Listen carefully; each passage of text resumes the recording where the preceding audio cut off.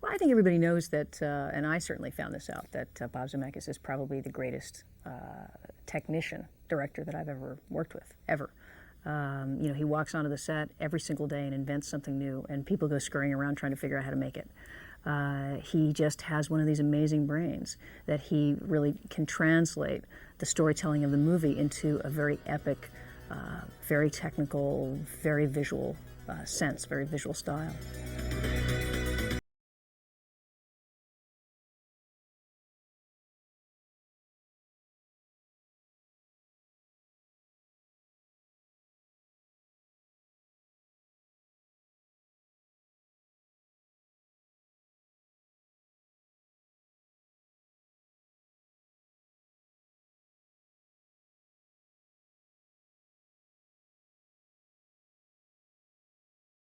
Forrest Gump. Forrest Gump!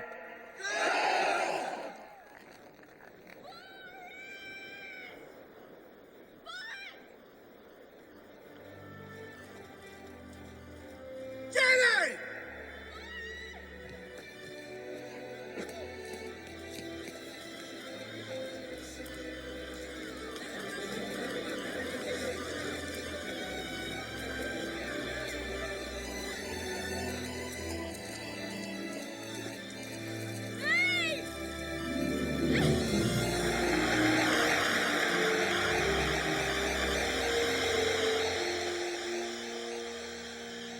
It was the happiest moment of my life.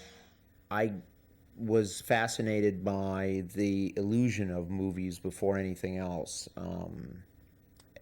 Always trying to figure out how they did something, how they did a visual effect, or how they did an action sequence, and became obsessed with how they sync sound up with the picture, and tried to figure out a way to do that with home movies. And so I guess my passion for film came from the technical end first.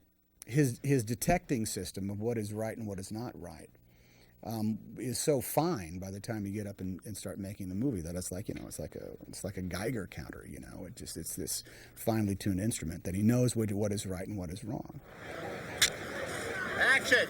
Director Robert Zemeckis has brought to the screen such cinema hits as Romancing the Stone, Back to the Future, Forrest Gump, and Contact, to name just a few of his outstanding films.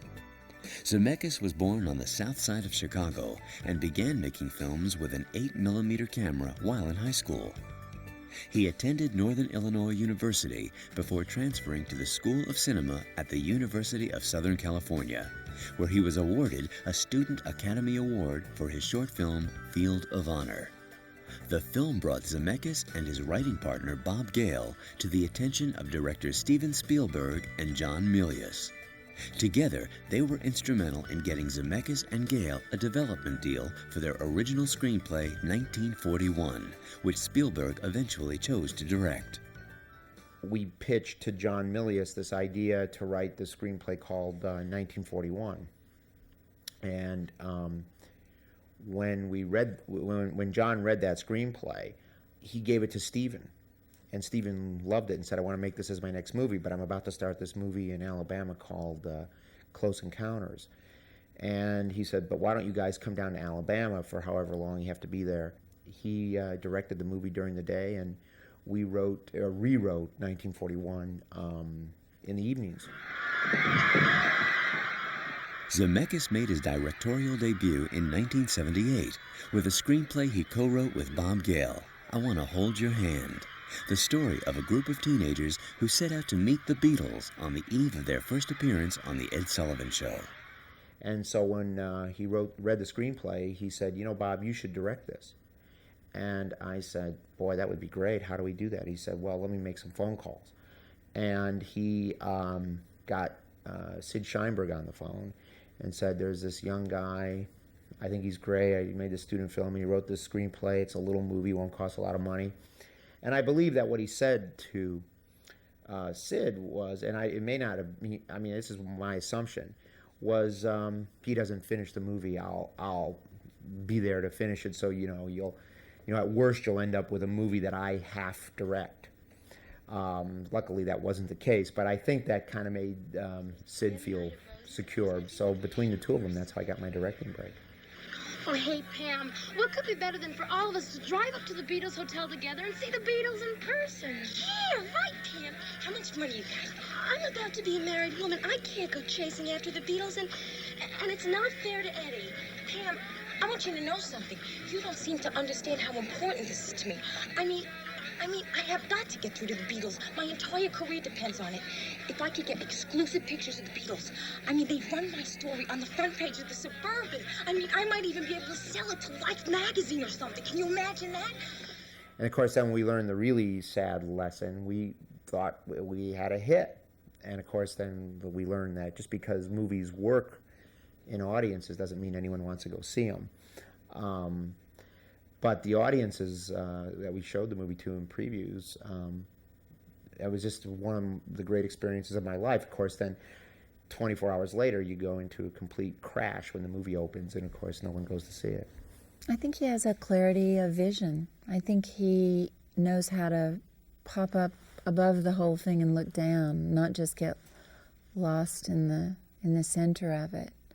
And he can do that too. He can get lost in the heart of a film. And he's a very emotional and feeling person, sensitive person.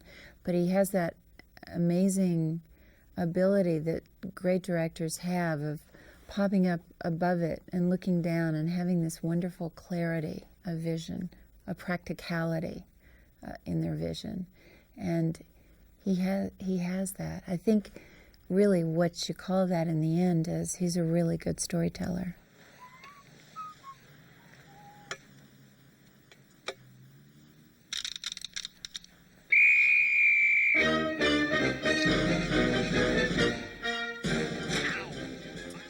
In 1980, Zemeckis released his second feature film, Used Cars, starring Kurt Russell and Jack Warden. Once again, he co-wrote the script with his writing partner Bob Gale from an idea given them by director John Milius.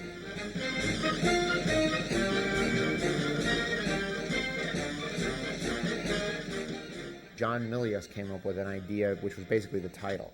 He said, I think we should make a movie called Used Cars with nothing but despicable characters in it. And Bob and I said, hey, that's a really great idea. We'd love to write that. We wrote the screenplay and made it for Columbia. And Stephen and John both executive produced that. Stand here, you can look, browse, peek, touch, feel, taste, smell, do anything you want, take all the time you want. Nobody's going to pressure anybody around here, Stan. You know something, though, Stan? I really think you ought to buy this Buick. I think you ought to buy it today, right now. You want to know why? Because this Buick is you. The color is you. Look at it. This is your car. Stanley Dwoski is Buick Centurion convertible. Now, I know what you're thinking, Stan.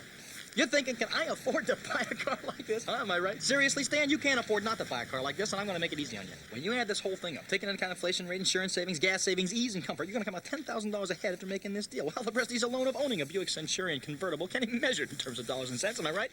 Again, that was another movie that was had tremendously successful previews. I mean, people just loved the movie, and for some reason, it didn't really connect with the public as far as them wanting to go out and see the movie. And so that was the second box office disappointment. You start to get a reputation of being unlucky because you make these films that are entertaining and people like to and they work when people see them, but they don't make any money. So the prevailing wisdom is that, well, he makes films that don't make any money.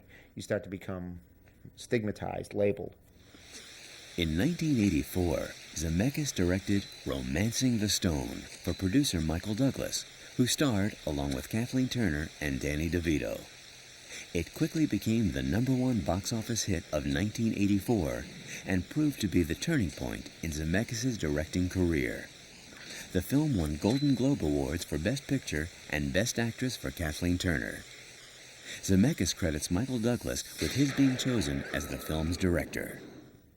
In spite of the fact that my other films didn't make money at the box office, he, was very much a fan saying, this is the type of directing, this type of energy I want in this movie. I mean, look at the film, don't look at the box office, was his mantra. So I felt like I could really make this movie. I mean, that's sort of, I saw it as a movie. It needed a lot of work. But then we rolled up our sleeves and got into it. Right, back off, me creep, just back off. Oh, I'm the creep, huh? Well, at least I'm honest. I'm stealing this stone. I'm not trying to romance it out from under her. Well, wait a minute now. Going for the stone was my idea. That's what all the good con artists want you to think. He made you think you needed it, you sap. Get in and drive. Come on. Move it, move it. Move it. See how you like being stuck in... Holy shit. Get in!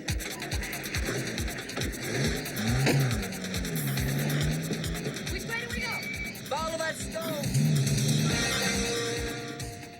We cast Kathleen because she agreed to screen test with Michael. We had a sense that she was a movie star. I mean, we knew that, but we didn't see anything that she had done, which was the really soft, charming side of the character she played in Romancing the Stone. And she was very smart. She said, "Look, Bob, don't not cast me because of what I haven't done. Cast me because I'm not right. So just tell me where you want me to show up, and I'll show you that I can do this part." And she came on the stage with Michael. We shot a screen test. She did the character and got the part. What do you want? Seriously. I'd really like to know.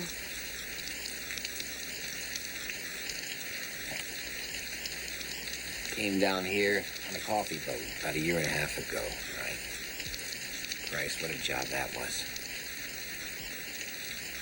But I couldn't get over that ocean, though, you know? Yeah. I love the ocean. You know, you just kind of get out there all by yourself. Nobody else around. It's beautiful. So that's what I want. Try to get enough money together, buy a boat, sail around the world. So you're just gonna sail away? All by yourself? Yeah. Sounds lonely, Jack T. Colton. Well, Romancing the Stone was the most difficult film I made physically. I mean, it was a very complicated and miserable physical environment. We were down in the jungles of Mexico, and it rained every day. We were always standing in mud up to our knees, and I told Diane Thomas, the writer of the screenplay, I said, if I ever again see a screenplay that starts off with exterior, jungle, rain, night, I'm going to close it. I'm not going to read anything further than that. And so she had the slug line, blown up and framed, and gave it to me as a gift.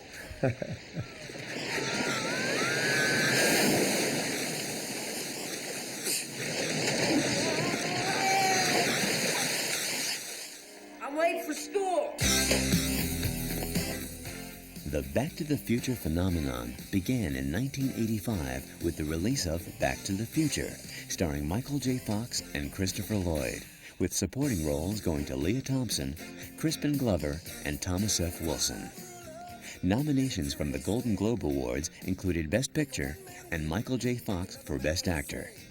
Zemeckis and Bob Gale received an Academy Award nomination for Best Screenplay.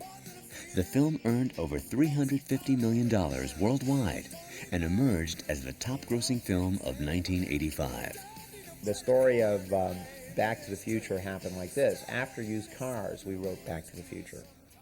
And there was that 3-year span where I couldn't get a job directing. Or I wasn't offered anything that I wanted to direct until Romancing the Stone came along. I have a stack of rejection letters from everybody, every studio in town, except one guy, and that was Steven, who read it and said, "Yeah, I'll make this." And at the time, he had produced my first 2 movies, which were failures at the box office. So I said, you know, Stephen, if you produce this movie and this one doesn't perform, my career will probably be over. And he said, yeah, you're probably right. So he understood that completely. He said, because then I said, you know, I'll be perceived as a guy who can only make a movie if you produce it. So then after I made Romancing the Stone, and then everybody who had rejected Back to the Future wanted to make Back to the Future. So I felt that it was only appropriate to take it to the one guy who had faith in it from the beginning. By this time, Steven's name had become synonymous with a certain type of film. I mean, it had become a brand name. And to have him associated with Back to the Future, in my opinion, was like a perfect fit.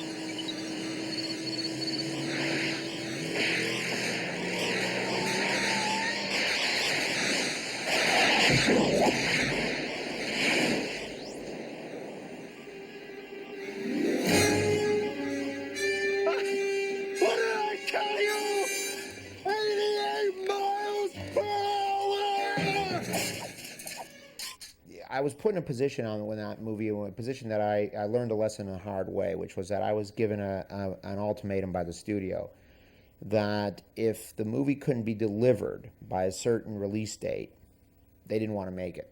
And my first choice for the part of Marty McFly was Michael J. But I couldn't get him out of his TV show on hiatus in enough time to make the film and make the release date. So I cast Eric Stoltz, who I thought was going to be, I thought he was going to be right in the part. And I assembled all the footage, and I looked at it that I had shot after shooting like 3 or 4 weeks. And I realized that I had made a tremendous, tremendous error in judgment. And, Eric's a wonderful actor, but wasn't comfortable doing this type of comedy. You can't make decisions for the wrong reasons. You can never make creative decisions because of corporate reasons. Because somebody's gonna get hurt. It's either gonna be your movie, or in this case, an actor. It's always the tail wagging the dog. And so then we went back and reshot the scenes that we had shot with Eric and put Michael in the movie. Does your mom know about tomorrow night? Oh, get out of town. My mom thinks I'm going camping with the guys. Well, Jennifer, my mother would freak out if she knew I was going up there with you, and I get the standard lecture about how she never did that kind of stuff when she was a kid. I mean, look, I think the woman was born a nun. She's just trying to keep you respectable. Well, she's not doing a very good job. Terrible. Save the clock tower! Save the clock tower! Mayor Wilson is sponsoring an initiative to replace that clock. 30 years ago, lightning struck that clock tower, and the clock hasn't run since. We at the Hill Valley Preservation Society think it should be preserved exactly the way it is, as part of our history and heritage. There you go, lady. There's a quarter. Thank you. Don't forget to take a flyer. Right. Save the clock tower! Where were we? Right about here. Jennifer! Well, casting is an interesting thing because it's it's like you just know it. And in the case of Chris Lloyd, he walked in and that was it. And he's very shy, and he doesn't, like in an interview, I mean, he just doesn't say much, but he just looked, I can't describe it. He came in and he was the guy. I'm going to read your thoughts. Let's see now. You come here from a great distance? Yeah, exactly. Don't tell me. You want me to buy a subscription to the Saturday Evening Post? No, not a word, not a word, not a word now. Quiet. Donations. You want me to make a donation to the Coast Guard Youth Auxiliary? Doc, I'm from the future. I came here in a time machine that you invented. Now I need your help to get back to the year 1985.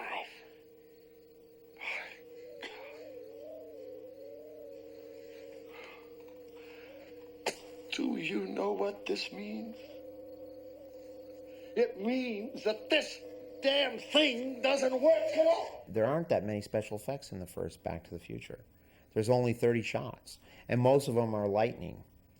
And but because of the subject and because of the energy and the story, it's considered to be this giant special effects movie.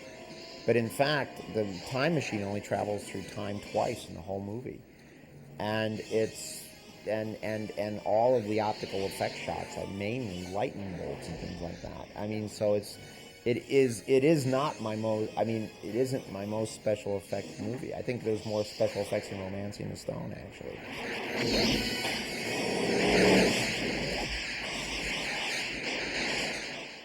I think he is extremely intelligent.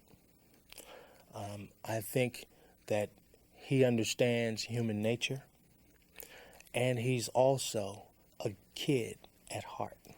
And he never let that go. He's never, ever let the child in him go. And although Bob is an adult, Bob has never grown up. And I think that's one of his greatest assets. With the 1988 release of Who Framed Roger Rabbit, Zemeckis topped himself once again. The film passed the $350 million mark and became the top-grossing film of 1988. For this achievement, Zemeckis was honored with an award from the Directors Guild of America, and actor Bob Hoskins received a Golden Globe nomination as Best Actor. I always felt that there was a problem with suspension of disbelief. And then I read the screenplay, and the inspired idea in the screenplay is in the first 3 pages, where the cartoon character steps out of a cartoon, and we realize that it slowly, visually, takes us into this unbelievable world where cartoon characters interact with human characters. And I said, now that I get.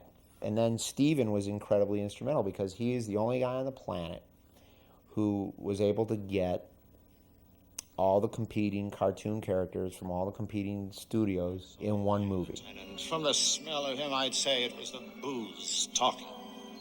No matter, the rabbit won't get far. My men will find him.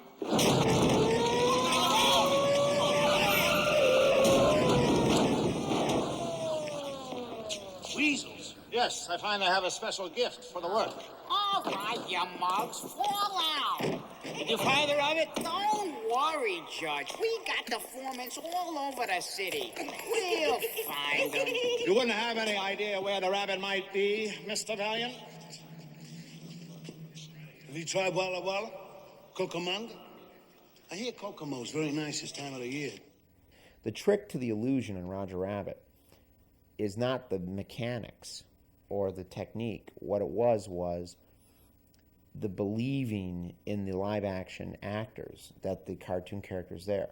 Basically, Bob Hoskins was always acting for 2, and that was that's what I think made the real illusion work. Roger, I know all this seems pretty painful now, but you'll find someone new, won't he, Mr. Valiant? Yeah, sure. Good-looking guy like that. The dames will be breaking his door down. Dames? What dames? Don't think I'm the only one for me. You'll see. We'll rise above this piddling picadillo. We're gonna be happy again. You got that? Happy. T-P-P-I.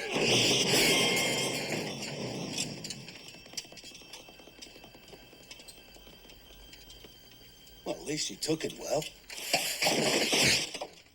Animators are like actors. I mean, so for 3 years you have to direct animators. I mean, they just don't. They perform, but they do it one frame at a time, and they do it through their pencil. You would give direction, and then 4 weeks later, you'd see a pencil test.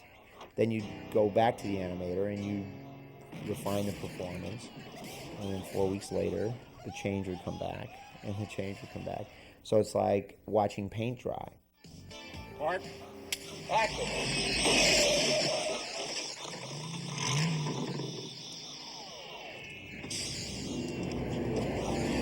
Marty! You've got to come back with me. Where? Back to the future. 1989 and 1990 brought the releases of Back to the Future 2 and Back to the Future 3. During the filming of Back to the Future 3, Zemeckis commuted over 350 miles each day to oversee the editing of Back to the Future 2. The effort paid off. In its opening weekend, Back to the Future 2 took in a staggering $47 million and went on to earn a worldwide gross of well over $300 million. Everyone thought we had designed the end of the movie for a sequel, which we did it as a joke. And I can understand why everyone thinks that way, but we just we were just holding on for dear life. We just wanted the movie to open, let alone think about a sequel. Everyone made this assumption that this was all by grand design, and it wasn't. The fact that, Marty and the Doc fly off at the end, we thought it was just a good button for the end of the movie. And Bob Gale and I looked at each other and we said, we can do something that you can never do under any other circumstance. We can go into the first movie from another point of view and make it integral to the story of the second sequel, because it gave you exactly, in my opinion, what a sequel is supposed to deliver. The same movie, but different. That's what audiences want in a sequel. The same movie, but different. And then what we really wanted to get to was part 3, because part 3 was like the perfect sequel, but in the West. So we wrote this elaborate screenplay, and the budget was astronomical. And we were in a meeting with Sid Sheinberg here at Universal, who said, I am not going to be, responsible for making the most expensive film in the history, of mankind. And I believe Bob Gale said, well, why don't we just cut the screenplay in half and make it into 2 movies? And, to Sid's credit, he thought about it. He said, that's either the most brilliant or the craziest idea. And he said, why not?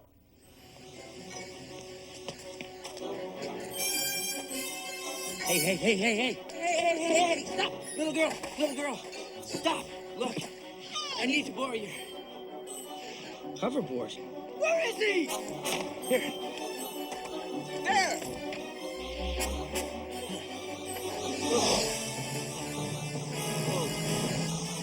He's on a hoverboard! Hoverboard! Get it!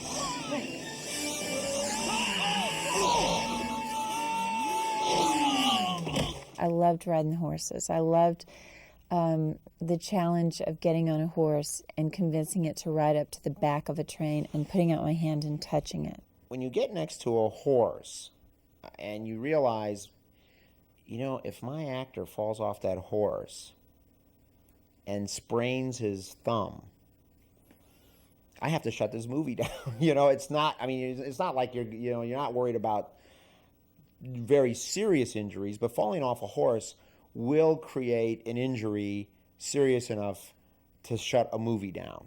I trained on one horse, and then the day of the stunt, the day that I had to ride up to the back of the train and touch it, the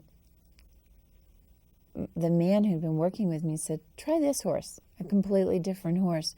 And I got on it, and I suddenly knew that was the right horse, not the one I'd been working on for 2 months. Yeah, I just wanted to get that stuff done. That was very, very terrifying for me.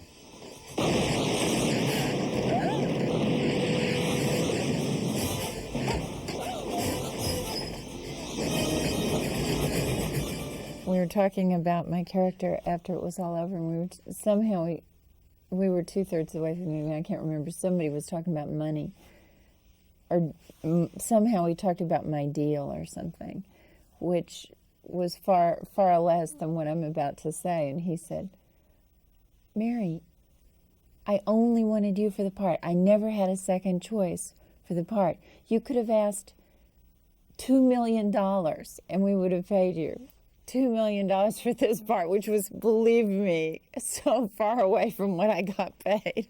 And I was like, "Thanks a lot, Bob. Thanks for telling me now." Hey, McFly! Thought I done told you never to come in. Hey, you ain't Seamus McFly. You look like him, though. Especially with that dog ugly hat.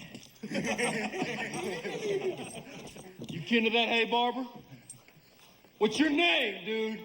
Mark Eastwood. Clint Eastwood. I guess there's a kind of confidence in what Bob does, a kind of risk-taking that I can be very adverse to as a director. And watching him take these enormous chances, to walk onto a set and say, this scene is going to be magic hour, meaning we have about 10 minutes to get it in. But there's also going to be, 20 telescopes, giant 150-foot telescopes turning at the same time, and the camera's going to be on this enormous sort of computerized, crane head, and it's going to be inside a moving vehicle while it's raining. And those are the kinds of things that I just don't. There's a side of me that doesn't have the confidence to make those choices, and Bob makes them without ever blinking an eye. In 1992, Zemeckis focused his directorial skills on a topic familiar to us all, our constant obsession with aging.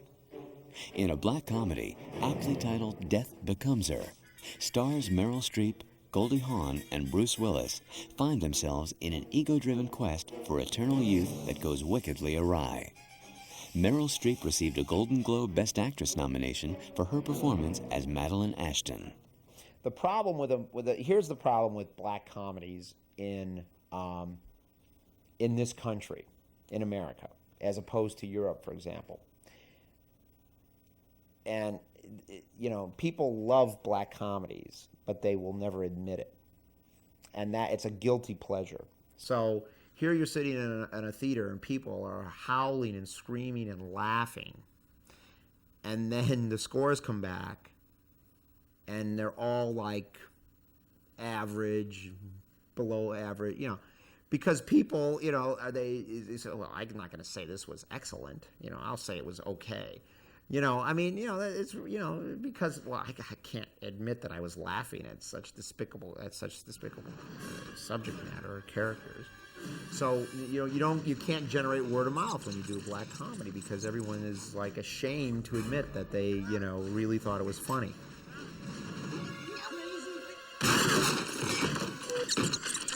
Okay, lady, listen up. You have the right to remain silent. If you give up the right to remain silent, anything you say can and will be used against you in a court of law. You have the right to use nuts. You have the attorney present to report to you. You so desire cannot afford what. Come on, get her out.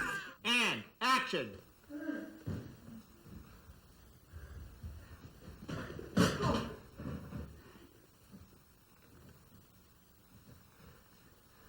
Sweet 11:10, please.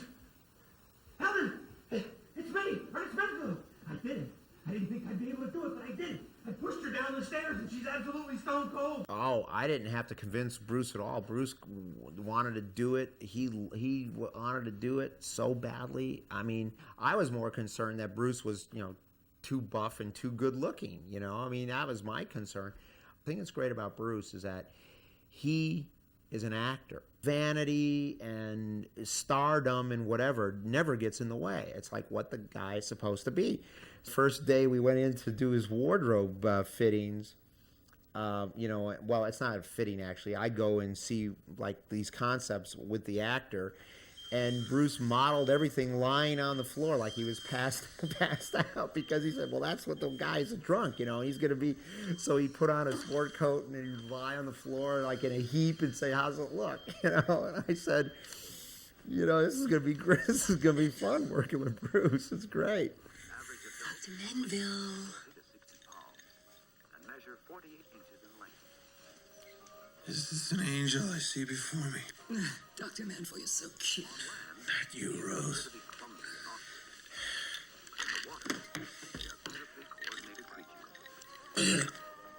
Oh. Oh my God. You know, I always tease Meryl when we had to do this scene where she stretches her head up.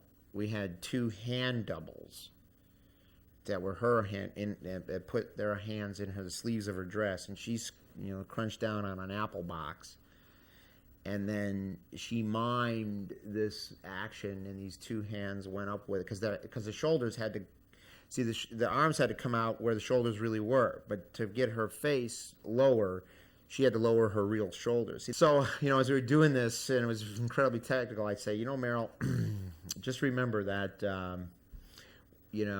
with all those Academy Awards you've won and all those tremendous performances, this is the clip that will kick off, your AFI Life Achievement Award ceremony.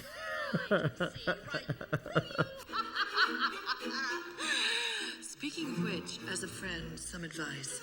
I would stay out of a bathing suit for a while. At least do these. Or if I...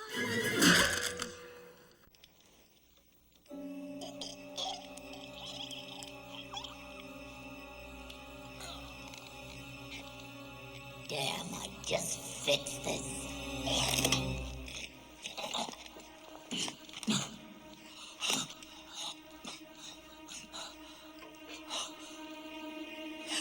On guard, bitch. Anybody got a toothpick? I got some stuff in my tooth from that beef jerky I was eating.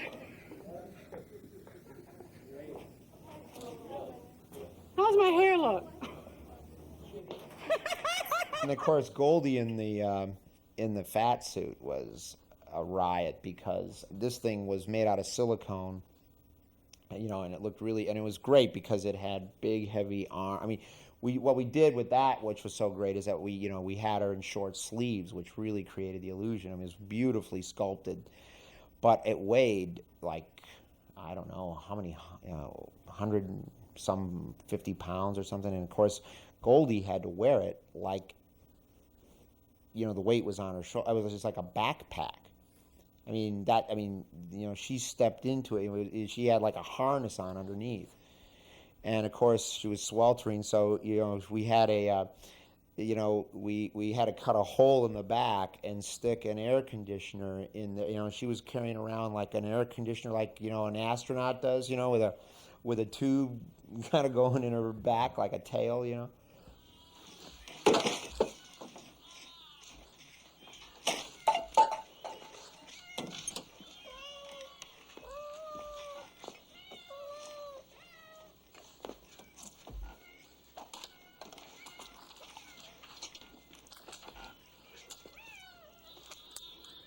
We had built this motion control camera system for Back to the Future 2. So we used that same motion control system, but now we started to introduce the computer imagery, and it was, I believe, the first time that the computer ever generated human skin. Meryl, who acted backwards with a blue bag over her head, right? And then she had to do all the acting from the neck up on a blue screen stage 4 months later.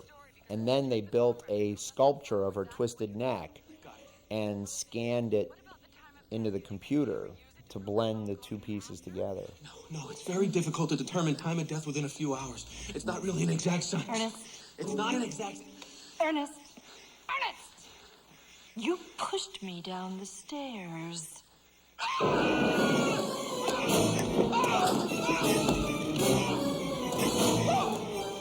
Stay away from me!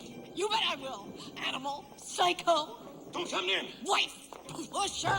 Don't come near me or follow me! Don't come near me or follow me or talk to me! I don't intend to. Forrest.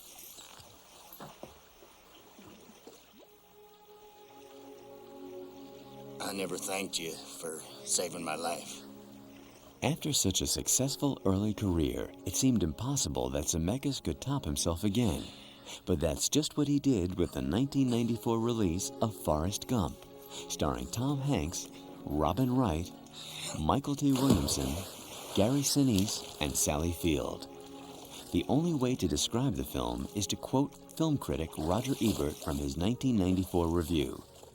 Ebert wrote, quote, "I've never met anyone like Forrest Gump in a movie before, and for that matter, I've never seen a movie quite like Forrest Gump," end quote. Tom Hanks won both an Oscar and a Golden Globe Award for his performance as Forrest, and the film was awarded an Oscar for Best Picture. He's very true to his heart. He knows what he sees is what he believes. And if it's not something to be believed, it can't exist, you know? And it's a very childlike quality. It's great to be able to maintain that as an adult, you know? Being in touch with innocence, and also he's very smart. And those two together, I don't know, it's a pretty good package. And Bob is always smiling. Bob's always like, and I'm sitting there usually with my finger in my eye and, you know, with my hands around a cup of coffee because I'm also saying, Bob, is any of this working? I mean, is any of this stuff making sense? And Bob would say to me, who knows? I mean, you know, but honestly, Bob, I mean, when the lady came in, do you feel as though we're actually having a conversation, or is it just me picking? I mean, is it going to be like episodic, or is it going to be like a true connection between these people? I don't know. It's a minefield, Tom. It's a friggin' minefield. Who knows? We can kill ourselves any given day on a movie like this. And I think, oddly enough, he gets this perverse enjoyment out of that very knowledge. I remember distinctly reading the screenplay and not being able to, Eric Roth's screenplay, and not being able to stop reading it. I wanted to find out, the true suspense of the movie was to find out what was going to happen to this character. And I couldn't stop reading it. And whenever that happens, I know that's a major signal, you know, that's a pretty good piece of material. It was, I think, for myself, timed so perfectly for where I was as far as my craft goes, because I needed to be in a position where it was so sink or swim that I was going to either get my butt kicked or I was going to do a good job. And to be in that position with Bob, especially after the type of film that Philadelphia was, in which that was a completely different sort of, different sort of emotional journey that I was on as an actor, but much more, Philadelphia was so internal. Philadelphia was so much myself alone in a trailer thinking about stuff. And on the other side of it, Forrest Gump was about being outdoors, dealing with the elements and looking at all and relating to all these other peoples in a very specific way. You know, even living or dead, I mean, I can't think of anyone who could do it as good as Tom did. I can't think of anyone. Possibly Henry Fonda would have done something interesting with it. But who knows? I don't think it would have been as good as Tom. I don't think it would have been as perfect as Tom. My mom always said life was like a box of chocolates. You never know what you're going to get.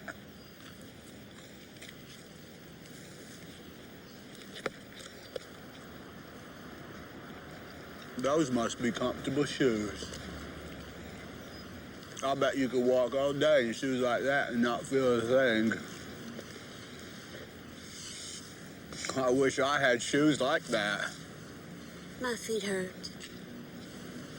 Mom always said there's an awful lot you can tell about a person by their shoes.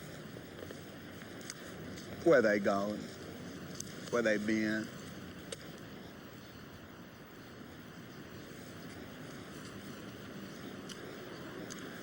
I've worn lots of shoes. Vocally, it was a huge difficulty because Forrest had to have a way of talking, and it had to be an organic way of speaking. I couldn't make arbitrary decisions and say, okay, this is how he's going to talk.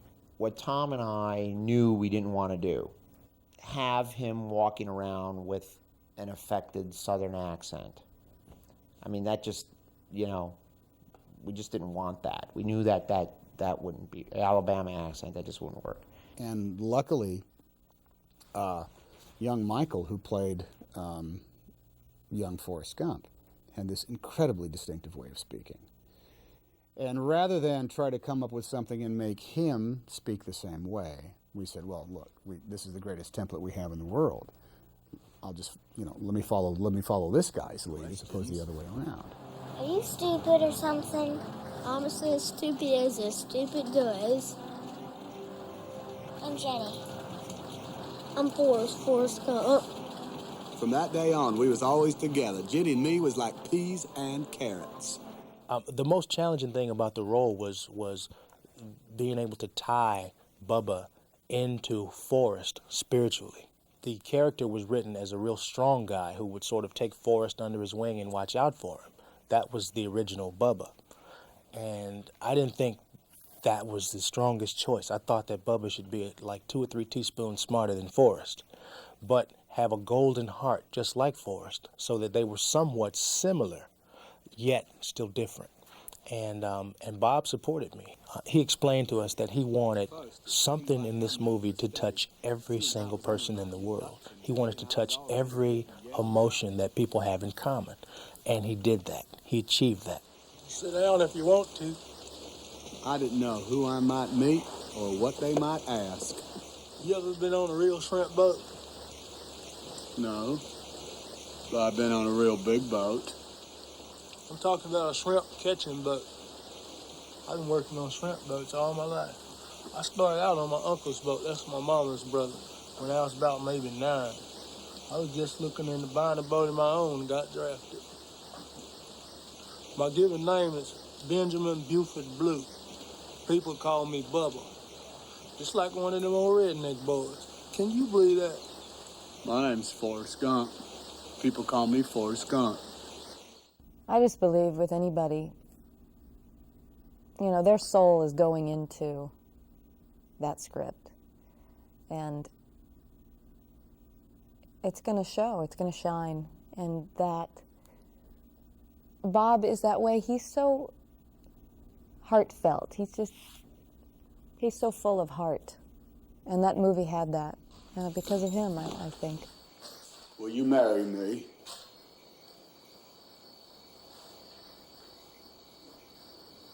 I'd make a good husband, Jenny. You would, Forrest. But you won't marry me. You don't want to marry me. Why don't you love me, Jenny?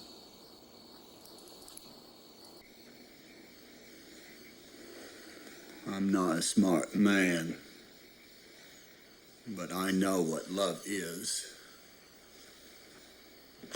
On Friday night, we were shooting the scene in the bar New Year's Eve, me and Lieutenant Dan.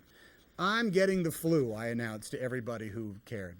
So I get up at 5:30 in the morning and get in the car and sleep in the back of the car as we drive out to East LA College in order to shoot this stuff. And I got every AD and every driver is getting me echinacea and tea and honey and hot water, and it's that kind of flu where essentially you want to curl up in a ball under an Afghan and sleep. That's all you really want to do. But I had to go off and make this movie with Bob. Well, this was the day that he had to run 100 yards from one end of the football field to the other. And he came to me and he said, hi, Bob. Hi, Bob. And Bob looks at me and says, hey, man, how you doing? I said, I'm not doing too well, Bob. Oh, what's the matter? Are you sick? I don't know, it was in the middle of the winter solstice, which meant we had, 6 hours of light or something. I mean, it was like, and I had all these VistaVision cameras. I had 7 cameras, and I had to do in 1 6-hour period of time, move these 2,000 people to all these different sections of the stadium to make it look like it was, a full stadium. You got the flu, huh? Oh, that's too bad, because you got a shitload of running you have to do today. And that was how I said good morning that morning. And sure enough, for the rest of the day, I'm in my full football uniform, and I'm running my butt off up and down the sidelines there as old number 44, Forrest Gump.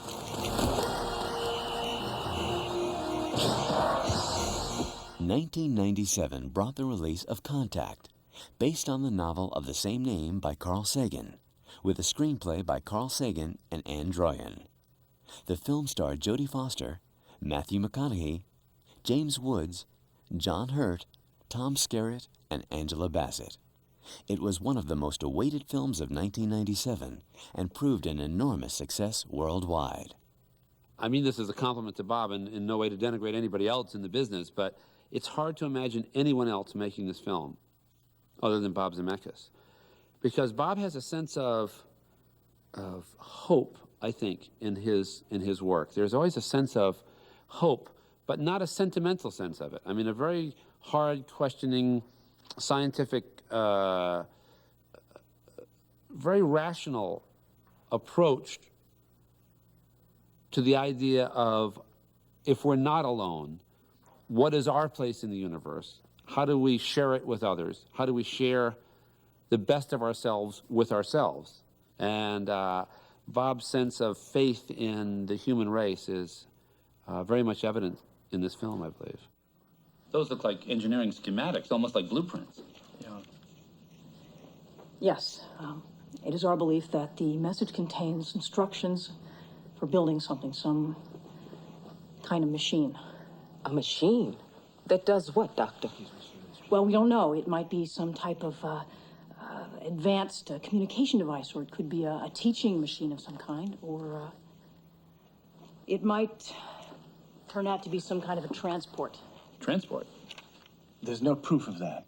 The fact is, you don't know what it does. It could be anything. It could be a Trojan horse. We build it and outpours the entire Vegan army. Why bother even risking the personnel? It could be a weapon. Right, some kind of a doomsday machine. Exactly. Every time they detect a new civilization, they fax down these construction documents from outer space. We poor saps build whatever this thing is and blow ourselves to kingdom come. What was exciting about it when I read it was I said, wow, look at this. This is what would really happen. It isn't about aliens and, you know, it never is about the aliens. It's all about what happens here and how everybody wanted to own it. I mean, and this is what I believe would really happen. And of course, I saw the whole thing as this metaphor for, you know, religion and spirituality and questions and unanswerable questions, which, you know, we feel compelled to answer both, you know, spiritually and scientifically, where, in my opinion, that spirituality and science are totally compatible and that they don't have to be in conflict. As a scientist, I rely on empirical evidence, and in this matter, I don't believe that there is data either way. So your answer would in fact be that you don't believe in God? I don't understand the relevance of the question. Dr. Arroway, 95% of the world's population believes in a supreme being in one form or another. I believe that makes the question more than relevant. Dr. Arroway?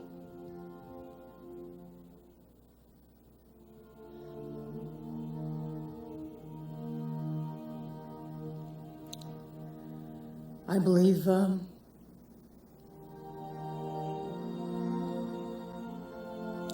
already answered that question.